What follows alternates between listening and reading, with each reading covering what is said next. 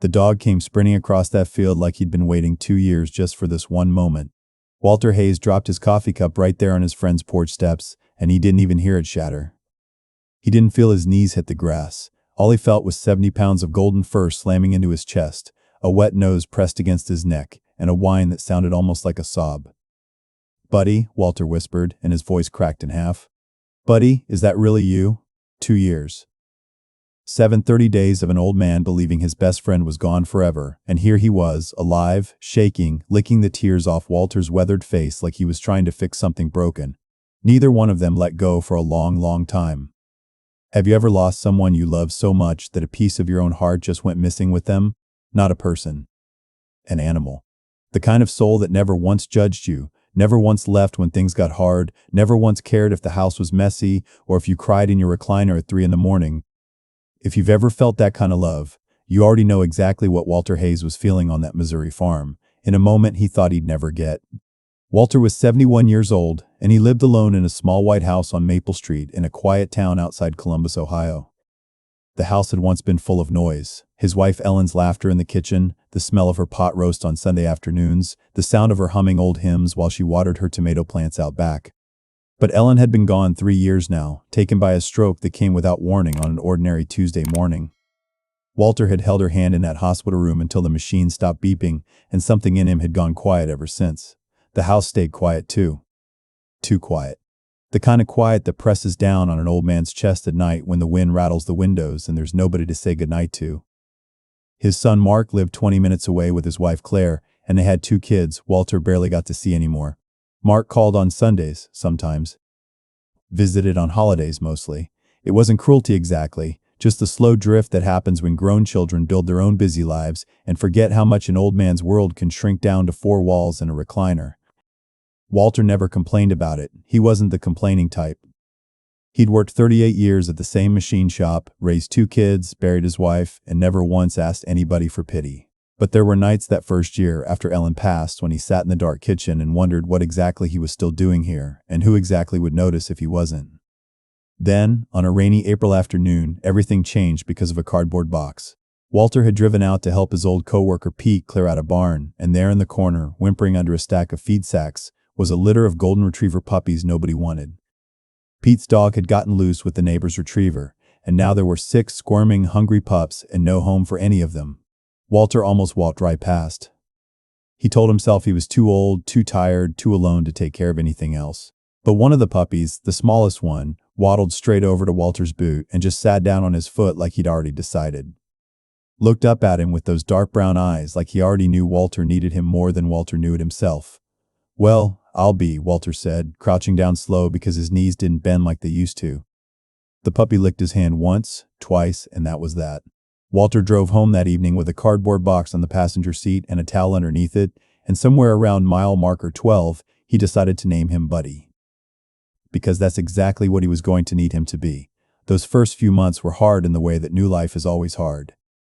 Buddy chewed through 2 pairs of Walter's work boots and 1 leg of the kitchen table. He howled at 3 a.m. until Walter finally gave up and let him sleep at the foot of the bed, right where Ellen used to sleep. Walter grumbled about it to anyone who'd listen, but the truth was that first night Buddy curled up against his leg and sighed that long puppy sigh. Walter had slept better than he had in over a year. The bond between them grew the way real bonds always do. Slow, steady, built out of 1,000 ordinary days that didn't feel like anything special until you look back and realize they were everything. Walter took Buddy on morning walks down by the creek, the same route every day, rain or shine. He talked to that dog like he was another person, telling him about Ellen, about the war, about the years at the machine shop, about all the things his own children were too busy to sit and hear. Buddy would just sit there with his ears perked, tail thumping against the porch boards, like every word Walter said was the most important thing in the world. In the evenings, Buddy would rest his big golden head right on Walter's lap, while the old man watched his westerns on TV, and Walter would scratch behind those soft ears until they both fell asleep in the recliner. When Walter's arthritis flared up bad in the winter, Buddy would press his whole body against Walter's legs like he was trying to keep the cold out. When Walter had one of those dark, grief-soaked nights where Ellen's absence felt like a hole in his chest, Buddy would climb up beside him on the couch and just stay there, not moving, not needing anything, just being present in a way no person had managed to be in a long, long time. By the time Buddy turned 3, he wasn't just a dog anymore. He was the reason Walter got out of bed some mornings. He was the reason the house didn't feel completely empty. He was, in every way that mattered, family. The last living creature who greeted Walter like his arrival home was the greatest event of the day, every single day, without fail. But not everybody saw it that way. Mark and Claire had never liked having Buddy around. Every visit came with some complaint. Claire would wrinkle her nose the second she walked through the door and announce that the whole house smelled like dog. She'd pick golden hairs off the couch cushions with 2 fingers like she'd found something contaminated. Mark would sigh and say, "Dad, don't you think he's getting to be a lot of work for you? You're not exactly young anymore." They brought it up at Thanksgiving. They brought it up on Walter's birthday. They brought it up so often that Walter started dreading their visits, bracing himself the moment their car pulled into the driveway. "He's not a lot of work," Walter told them once, his voice sharper than usual. "He's the only one who shows up every single day." That line landed hard in the room, and nobody said anything for a while after that, but it didn't stop them. If anything, it made things worse, because now there was an edge to every visit, a tension that sat in the room like a third guest, nobody invited. "You could give him to a shelter," Claire suggested one Sunday, stirring her coffee like she was suggesting something as simple as changing a light bulb. "Someone younger, with a yard, who could really take care of him properly." Walter set his fork down. "Claire, I raised that dog from 8 weeks old. He sleeps at the foot of my bed. He's not going anywhere." "We just worry about you, Dad," Mark added, though his tone didn't sound much like worry. It sounded like frustration. "The vet bills, the walks, the mess. It's a lot for someone your age." Walter looked at his son for a long moment, searching his face for some trace of the boy who used to run to him after school, who used to beg for a dog of his own back when Mark himself was a kid. He didn't find much of that boy left. "I buried your mother," Walter said quietly. "I've lived alone in that house for 3 years. That dog is the reason I still talk out loud most days. I'm not giving him up. Not for anybody." The conversation ended there, but the resentment didn't. Walter could feel it simmering under the surface every time Mark and Claire came around, every time they exchanged one of those looks that grown children think their aging parents don't notice. Walter noticed. He just chose, for a long time, to believe that blood meant loyalty. He believed his own son wouldn't do anything to truly hurt him. That belief was about to be shattered in a way Walter never saw coming. In late September, Walter got a call that his younger brother Frank, down in Kentucky, had taken a bad fall and broken his hip. Frank was 82, living alone just like Walter, and there wasn't anybody else to go help him through surgery in those first hard weeks of recovery. Walter didn't hesitate. He packed a bag, called Mark to ask if he and Claire could stay at the house and look after Buddy for the 10 days he'd be gone, and Mark agreed easy enough, a little too easy, if Walter had been paying closer attention.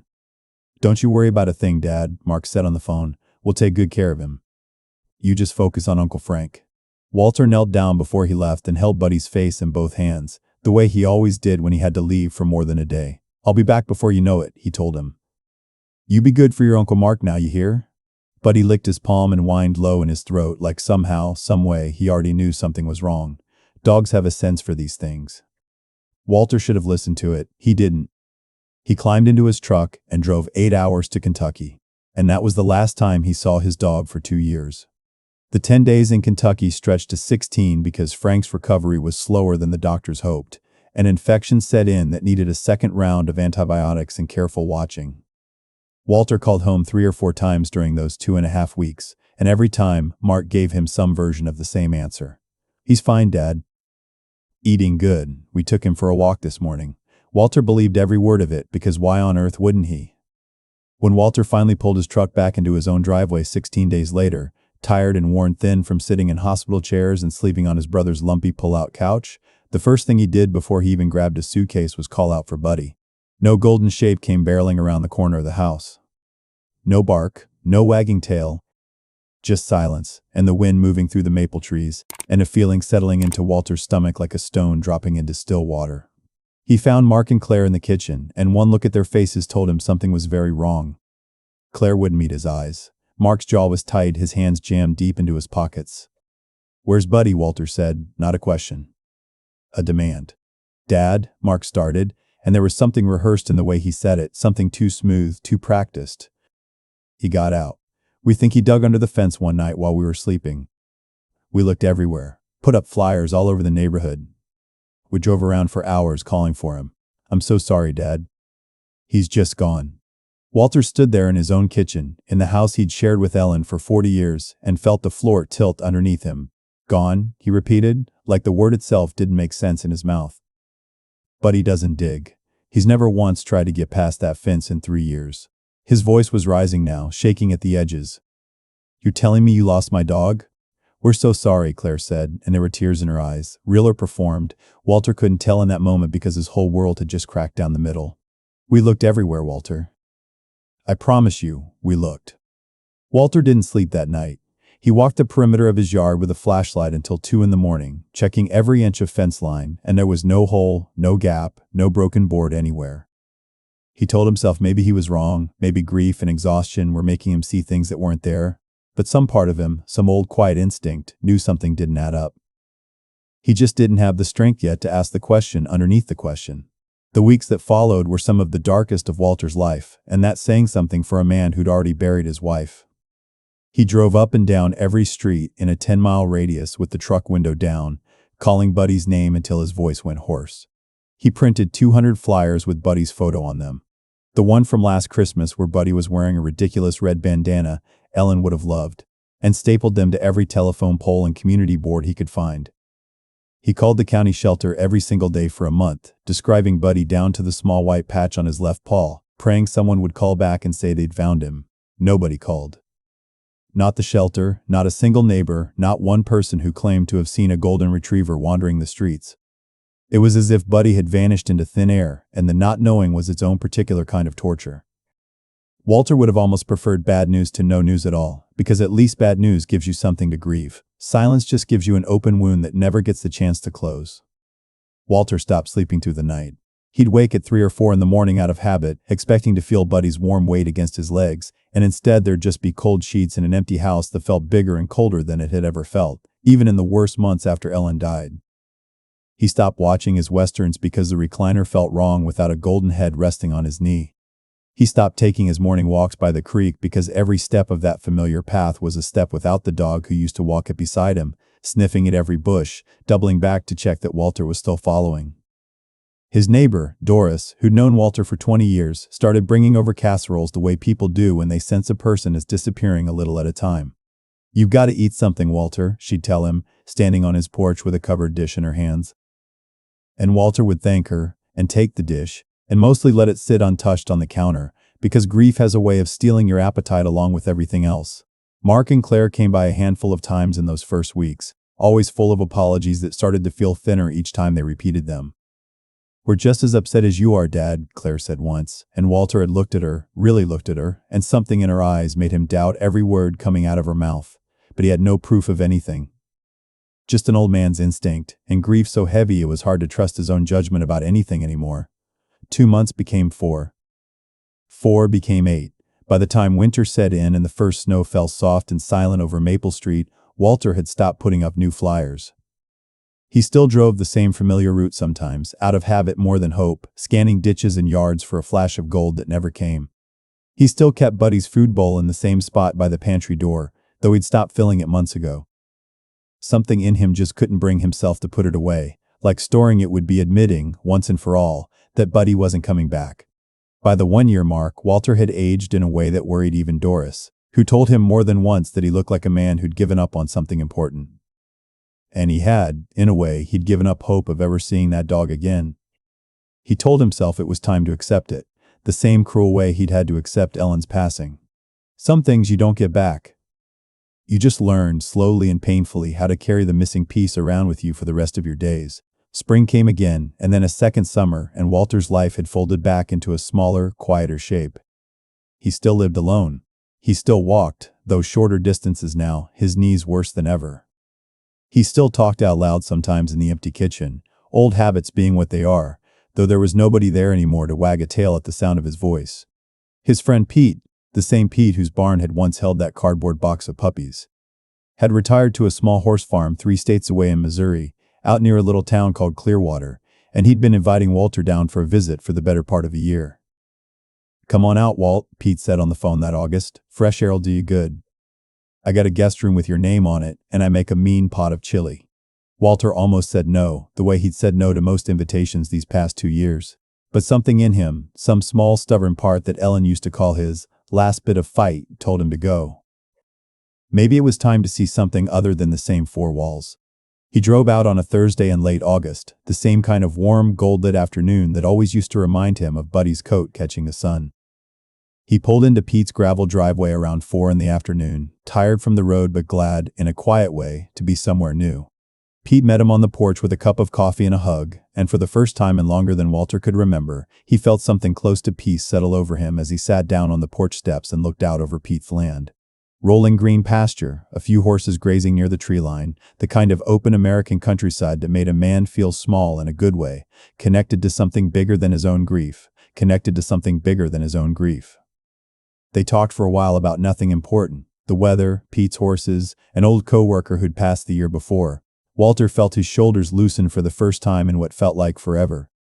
And then, just as Pete was pouring a second cup of coffee, Walter's eyes drifted toward the far tree line, toward a shape moving fast across the pasture, low and golden and unmistakable, even from 200 yards away.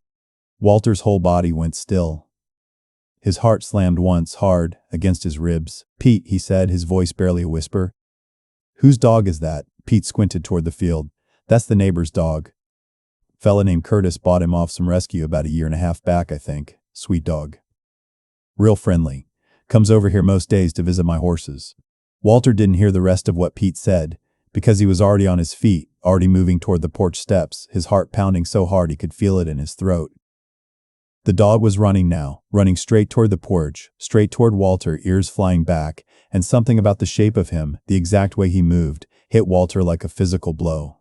"Buddy," Walter breathed, not even sure yet if it was true, not sure if 2 years of grief had finally cracked his mind wide open into wishful thinking.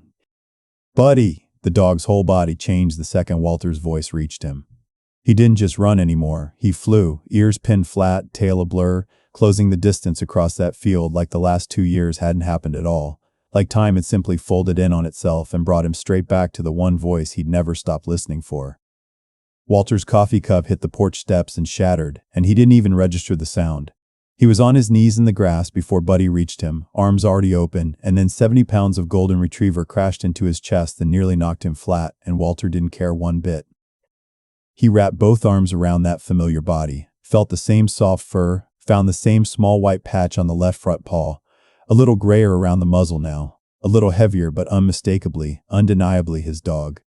Buddy was whining and licking Walter's face and pressing his whole body against him like he was trying to climb inside Walter's chest, and Walter was sobbing, really sobbing, the kind of crying he hadn't let himself do since the day Ellen died. "You're here," he kept saying over and over, his hands running along Buddy's back, his neck, his face, like he needed to touch every part of him to believe it was real. "You're really here. Oh, Buddy boy, you're really here." Pete stood frozen on the porch, coffee cup halfway to his mouth, watching an old man weep into the fur of a dog he clearly hadn't seen in years, and slowly, the pieces started falling into place in his mind too. It took a few minutes before Walter could even speak clearly, before he could pull himself up off the grass with Buddy pressed against his leg the entire time, refusing to let more than an inch of space open between them. A man came jogging across the field then, calling out, "Rusty, Rusty, come on back here, buddy." And Walter felt something cold settle in his chest at the sound of a different name being called for his dog. The man, Curtis, was maybe 45, kind-faced, clearly confused by the scene unfolding in Pete's yard. "I'm real sorry," Curtis said, catching his breath. "He doesn't usually run off like that. He's normally so calm." "That's my dog," Walter said, and his voice was steady now, steady in a way that surprised even him. "His name is Buddy, not Rusty. Buddy. I raised him from a puppy. He went missing 2 years ago from my home in Ohio." Curtis's face went through several expressions at once. Confusion, then disbelief, then something that looked almost like dread. "I bought him from a fella online about a year and a half back," Curtis said slowly. "Said he was a rescue, that the owners couldn't keep him no more. Paid $300 for him. I had no idea, mister. I swear to you, I had no idea he was stolen from somebody." "He wasn't stolen," Walter said quietly, and something inside him was already putting the pieces together cold and clear. "He was sold. By somebody I trusted." Curtis was decent about it, decent in a way that mattered. He didn't argue, didn't try to claim the dog as his own out of stubbornness or pride. He could see it plain as day in the way the dog was pressed against Walter's leg, refusing to move, tail still going, eyes locked up at Walter's face like he was terrified this might be a dream he'd wake up from. "You can see he knows you," Curtis said, his own eyes a little wet now. "Take him home. He's yours. He was always yours, I reckon. I'm just glad he found his way back to the man who loves him." Walter shook Curtis's hand and thanked him, genuinely, because the man had done nothing wrong except trust the word of a seller he never should have trusted. But as Walter loaded Buddy into the back seat of his truck that evening, his dog curled up tight against the door like he never wanted to be more than a few inches from Walter again, the anger started rising up in him, slow and hot and absolutely certain. Somebody had sold his dog. Somebody had lied to his face for 2 straight years. And Walter had a pretty good idea exactly who that somebody was. The drive back to Ohio the next morning felt different than any drive Walter had ever taken. Buddy rode the whole way with his head resting on the center console, close enough that Walter could reach over and touch him every few miles just to make sure, just to keep believing it. Walter didn't turn on the radio. He didn't need it. He spent those 8 hours running through every conversation he'd had with Mark and Claire over the past 2 years. Every apology, every tear Claire had cried in his kitchen, and each memory now sat differently in his mind, curdled with a betrayal he was only now starting to fully understand. He pulled into Mark's driveway just before 6 in the evening, Buddy sitting up straight in the passenger seat like he already sensed something important was about to happen. Walter didn't call ahead. He wanted to see their faces the moment they realized what he already knew. Mark answered the door first, and Walter watched every color drain out of his son's face the instant he saw the golden retriever sitting patiently at his father's side. "Dad," Mark said, and his voice came out strangled. How did you—" "Found him 3 states away," Walter said, his voice flat and cold in a way Mark had never heard from his father before. "Living with a man named Curtis who paid $300 for him about a year and a half ago, bought online from somebody claiming the owners couldn't keep him anymore." Walter paused, letting the silence do some of the work. "Funny thing is, I never once told anybody I couldn't keep him, because I could. I always could. I just needed somebody to take care of him for 16 days. Claire appeared behind Mark in the doorway, and the look on her face told Walter everything the words never would have. She didn't ask what he was talking about. She didn't act confused. She just stood there, pale, silent, guilty as sin. "You sold him," Walter said. Not a question this time either. A fact laid bare on the porch between them. "You sold my dog while I was in Kentucky taking care of my brother. And then you looked me in the eye and told me he dug under the fence and ran off. You let me spend 2 years thinking I'd lost him for good. 2 years, Mark. 2 years I grieved a dog that was alive this whole time, living with a stranger 3 states away, because my own son decided he was too much trouble to keep around." "Dad, please," Mark started, his voice cracking. "We can explain." "Explain what?" Walter's voice rose now, the anger finally breaking through the shock. "Explain why you looked at your own father, a man who'd just buried his wife and had exactly one thing left in this world that made him happy, and decided that thing was disposable? Explain why you let me drive up and down these streets for months, calling his name until my voice gave out, printing flyers, calling the shelter every single day, while you knew exactly where he was and exactly what you'd done?" Claire was crying now, real tears this time, but Walter had learned 2 years too late not to trust every tear that fell in his presence. "We just thought it would be easier," she said, her voice small. "You were getting older, Walter. The vet bills, the walks. We thought if he was just gone, you wouldn't have to deal with it anymore, and eventually I'd what?" Walter cut her off. "Forget him? Move on faster? You don't get to decide what I can and can't handle. You don't get to decide what love is too much work for an old man to carry. That dog got me out of bed every single morning after your mother died, Claire. He was the only living thing in this world who needed me, who was glad to see me, who never once looked at me like I was a burden. And you sold him for $300 because he shed on your couch." Mark tried one more time. "Dad, we're sorry." "We are so sorry. If we'd known you'd actually find him, That's exactly the problem," Walter said, quieter now, but somehow that made it land even harder. "You didn't think I'd find him. You thought you could lie to my face for 2 years and I'd just believe whatever you told me, because I'm old and I'm alone, and you figured I didn't have the strength left to question it. You were wrong." Buddy pressed himself against Walter's leg the whole time, low growl in his throat whenever Mark or Claire stepped too close, like even the dog understood exactly who had betrayed him. Walter looked at his son for a long moment, searching one more time for whatever was left of the boy he'd raised, the boy who used to run into his arms after Little League games, who used to fall asleep on his shoulder during long car rides. He didn't find much of him left standing in that doorway. "I want you out of my will," Walter said finally, each word deliberate and final. "Both of you. I'll be seeing my lawyer this week. And I don't want you coming around my house anymore. Not for Sunday dinners, not for holidays, not for anything. You made your choice 2 years ago. Now I'm making mine." "Dad, you don't mean that," Claire said, panic rising in her voice. "I've never meant anything more in my life," Walter said, and he turned, and he walked back to his truck with Buddy trotting close beside him, tail low but steady, and he didn't look back once. Behind him, he could hear Claire crying and Mark calling his name, but Walter kept walking, kept his hand resting on Buddy's warm back the whole way to the truck, because that was the only comfort he needed anymore, and it was the only comfort that had ever proven it wouldn't betray him. That night, back home on Maple Street, Walter filled Buddy's old food bowl for the first time in 2 years and set it down in its old familiar spot by the pantry door and watched his dog eat like nothing in the world had ever gone wrong. Buddy slept at the foot of the bed that night, right where he'd always slept, right where he belonged, and for the first time in 2 long years, Walter Hayes slept the whole night through without waking once. In the weeks that followed, Walter did exactly what he said he would. He met with his lawyer and changed his will, leaving everything. The house, his savings, even Ellen's old wedding ring, to his daughter in Arizona, the one who'd never once complained about Buddy, who used to send care packages with dog treats tucked inside just because she knew how much her father loved that dog. Mark called a dozen times over the following months. Walter let most of them go to voicemail. A few times he picked up, listened to his son apologize all over again, and told him, gently but firmly, that some things couldn't be undone with an apology, no matter how many times it was repeated. Word got around town the way it always does in a place like theirs, and Doris showed up on Walter's porch not long after with a fresh casserole and tears in her own eyes when she saw Buddy sitting there in his old spot, tail thumping against the boards. "I prayed for this every single day," she told Walter, and he believed her, because Doris was the kind of woman who prayed for things and meant it. Walter started walking down by the creek again, same route, same pace, Buddy trotting ahead and doubling back the way he always used to, sniffing every bush like he was making sure nothing had changed while he was gone. In a strange way, nothing had. The creek still ran the same, the maple trees still turned the same gold in the fall, and Walter's love for that dog hadn't dimmed 1 single degree in 2 years apart.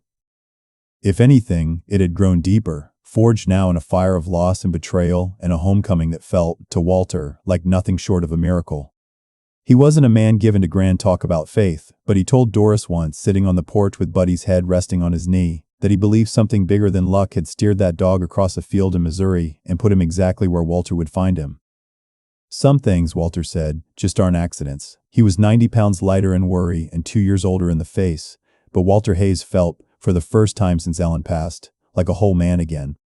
Buddy slept at the foot of his bed every single night after that, and every single morning, Walter woke to a wet nose against his hand and a tail thumping against the mattress, and every single time, he thanked God quietly for bringing his best friend home.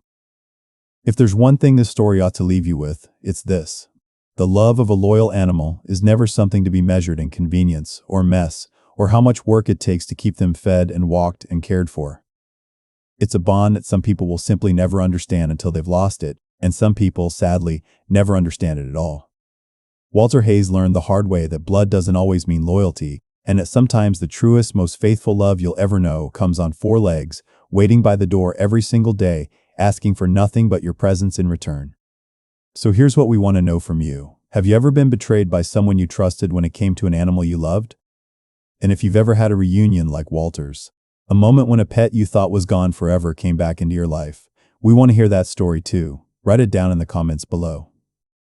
Tell us about your buddy, your reunion, your miracle. Somebody out there watching this tonight needs to read your story just as much as you needed to tell it. If you love these kinds of human and animal bond stories, hit that subscribe button, because every week we bring you a new story that will touch your heart. Give this video a like if Walter and Buddy's reunion moved you the way it moved us to tell it, and share it with somebody who still believes, like we do, that a loyal heart always finds its way home.